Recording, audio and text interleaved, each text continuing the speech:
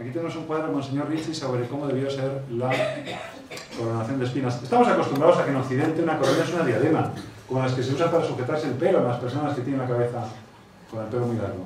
Pues bien, en Oriente una corona no, una corona es un casco, un capacete entero, de ahí vienen las solideos, las mitras. Yo no creo que nadie le diera esto forma de corona.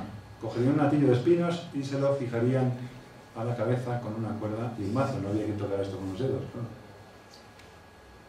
Al ver esa escena me acordé de este otro fotograma de la misma película de La Pasión, donde, como ven ustedes, la corona aquí es simplemente, como reza el 99% de la tradición artística, una diadema, una simple diadema, mostrándonos esta imagen por un lado tremenda y por otro lado bellísima. Vemos las manchas de sangre en los brazos, que hemos dicho al principio que manan hacia arriba, pero curiosamente manan en dos trayectorias. Eso nos da pie para hablar unos minutos sobre cómo se produce la muerte por crucifixión y cómo es la posición o posiciones en la cruz. Momento que aprovecho para ponerme el pie. Vamos a ver, ¿cómo es la imagen tradicional de la siesta en España? Pues aunque esta sea la imagen tradicional de la siesta en España, nadie se echa una siesta así. O aunque se eche una siesta así, nadie se habrá sorprendido, ninguno de los presentes, despertándose por la mañana así. Claro. ¿Y eso por qué es? Porque consciente o inconscientemente con un reto de sí. ¿Por qué es eso? Por lo siguiente. Al subir los brazos, los adultos, los músculos de las extremidades superiores tiran de la caja torácica que actúa como un fuelle y nos dejan en posición de inspiración. De hecho, si yo levanto los brazos así bruscamente, quiera o no, he inspirado. Pero por pura mecánica, porque esto se abre como un fuelle. Por lo tanto, entra aire. He inspirado. Por lo tanto, en esta posición, que estoy en posición de inspiración, puedo respirar. Pero respiro peor que si tengo los brazos bajados. Puedo respirar porque estoy en posición de inspiración. Tengo menos maniobra con la caja torácica y el diafragma para expirar e inspirar. Tengo bastante menos maniobra. Estoy respirando sencillamente más incómodo. Y eso que estoy relajado. No digamos ya si estos brazos están en tensión, en una fuerte tensión muscular, sujetos, por ejemplo, a una rama, o una barra, o unas anillas. Existe en gimnasia olímpica una figura que se llama precisamente hacer el Cristo, que consiste en ponerse así. Y que yo, cuando era más joven y hacía más deporte, conseguí hacer en alguna ocasión, como los de Pekín del 2008, con dos pequeñas diferencias. La primera, el tiempo. Los gimnastas olímpicos se tiran así, como 6 segundos. En mi caso eran 2 o 3. Y la segunda, la sonrisa. Los gimnastas olímpicos sonríen, os juro que les tiene que votar, claro. 9.6, 9. Que les tiene, entonces sonríen así. Y en mi caso era una cara de sufrimiento. Pero tanto los gimnastas olímpicos como yo tenemos que hacer este ejercicio aguantando la respiración. No se puede respirar en esas condiciones. ¿Cómo se puede respirar en esas condiciones? Se puede respirar cambiando la posición relativa de los brazos con respecto a la caja torácica. ¿Cómo se puede hacer eso? Eso se puede hacer apoyándose en los pies, ahora lo veremos cómo estaban los pies, tirando de los brazos, respirando aire inicio, inspirando aire de nuevo y dejándome caer. Así, durante horas, cada vez que necesite aire, tiro de los pies, tiro de los brazos hacia arriba, expiro aire inicio, inspiro aire de nuevo y me vuelvo a dejar caer. Así durante horas o incluso días. Hasta que finalmente la fatiga muscular hace presa del organismo, no puede más por razón de agujetas, de fatiga muscular total y termina muriendo por asfixia. Como es instintivo no dejarnos asfixiar, hará este ejercicio en tanto en cuanto puede y termina muriendo por asfixia. Estamos hablando del peor y más atroz instrumento de tortura que se haya inventado nunca, porque en él el crucificado regula el ritmo al cual se está moviendo. Si deja de hacer este ejercicio, deja de respirar y se muere antes.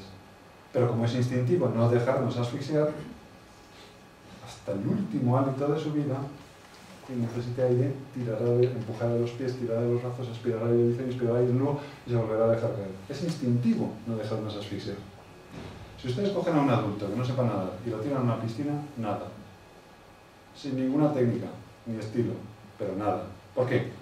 Porque es instintivo no dejarnos asfixiar. Palmeará con las manos para mantener la cabeza por encima de la superficie y nadará.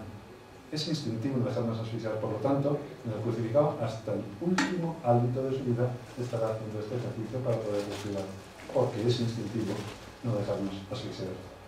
Repito, el peor y más atroz instrumento de tortura que se haya inventado nunca. El rato que llevan ustedes escuchándome, que lleva para un rato, tanto ustedes como yo hemos respirado unos cuantos cientos de veces, sin darnos cuenta. En el caso de un crucificado, cada bocanada de aire fresco es una conquista de todo el cuerpo. Repito, el peor y más atroz instrumento de tortura. Y el fundamento de la muerte por crucifixión es la muerte por asfixia. Y eso se puede hacer, no hace falta una cruz de madera y unos clavitos, eso se puede hacer con un poste de telégrafos y cables de ordenador. Porque lo único que hace falta es colgar al Señor con los brazos en alto y flexionarle las rodillas. Acabará muriendo por crucifixión, acabará muriendo de asfixia. Pasados, eso sí, bastantes días. Eso explica perfectamente las dos trayectorias, porque hay posiciones que veremos ahora en la cruz, y eso explica las dos trayectorias que siguen los regueros de sangre. Estoy volviendo en absoluto. Circunstancias de la muerte. Estas son circunstancias que concurrieron en el caso de este crucificado. Hemos dicho que para crucificar a un señor lo único que hace falta es colgarle con los brazos en alto y las piernas flexionadas. Eso se puede hacer con una soga, en unas espalderas de un gimnasio. No hace falta que sea una cruz de madera y clavos. ¿Qué añaden los clavos? Añaden más sufrimiento y más cosas. Y en el caso de este crucificado concurrieron además cosas como la siguiente: hematohidrosis. Previa a la crucifixión, no produce dolor alguno, consiste en sudar sangre. Sudar sangre como consecuencia de una tensión psíquica, lo que hace es romper los capilares que están próximos a los canales, próximas a las glándulas sudoríparas, de manera que la sangre vierte sobre los canales de dichas glándulas y se suda sangre. No produce dolor alguno. No viene como consecuencia de una tensión física, no, sino de una tensión psíquica muy fuerte.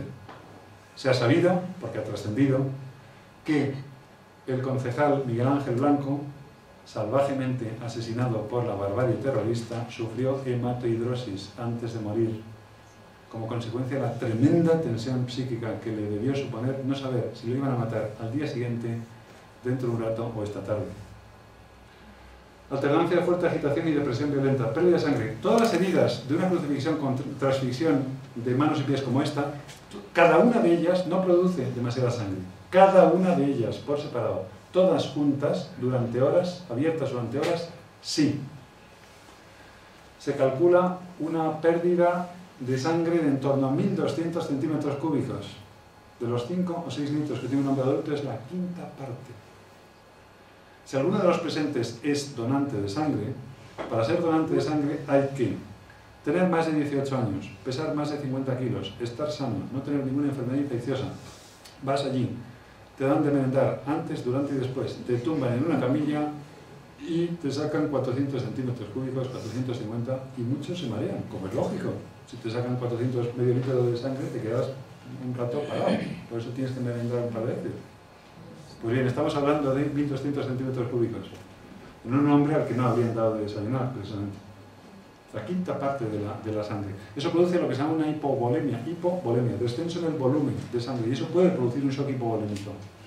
Fiebre altísima, se calcula 40-41 grados, sudor, pérdida de todos los sales minerales. Los crucificados dejaban un charco al pie de la cruz.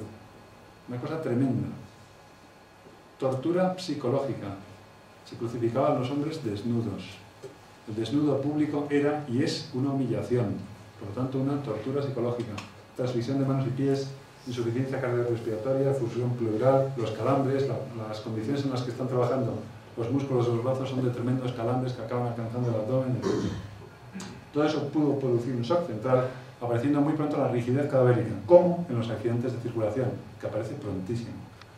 La muerte se produce, como ya hemos dicho, por asfixia, el nombre técnico es ese, y en este caso, en el caso de este crucificado, debió de sobrevenir tras unas 3 o 4 horas de intensísima agonía.